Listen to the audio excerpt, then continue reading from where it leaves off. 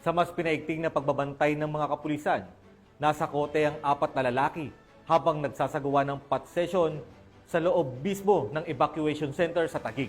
Alamin ang buong detalye ng report mula kay Patrolwoman Berna Gundran. Arestado ang 4 na lalaki na mga tauhan ng Taguig City Police Station bandang alas 7:30 ng gabi sa loob ng evacuation center sa Hagonoy Sports Complex nitong Hulo 23, 2025.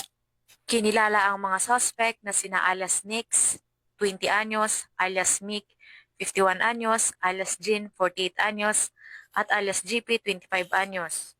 Habang nagsasagawa ng routine patrol at visibility operation ang mga operatiba ng Substation 9 ng Taguig CPS, naaktuhan nila ang mga suspect na abala sa pagtingin at paghahanda ng hinihinalang illegal na droga, palantandaan ng aktwal na drug session.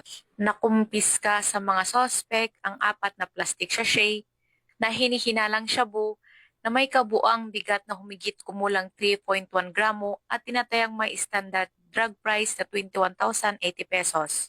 Ang mga naarestong suspect ay nasa kustodiya ng Station Drug Enforcement Unit ng Taguig CPS para sa tamang disposisyon at mahaharap sa kasong paglabag sa Section 11, Article 2 ng RA 9165 o Comprehensive Dangerous Drugs Act of 2002. Mula dito sa Camp Bagong Diwa, Bicutan, Taguig City, ako po ang inyong PNN correspondent, Patrolwoman Berna Gundran, alagad ng batas, tagataguyod ng Balitang Pulis.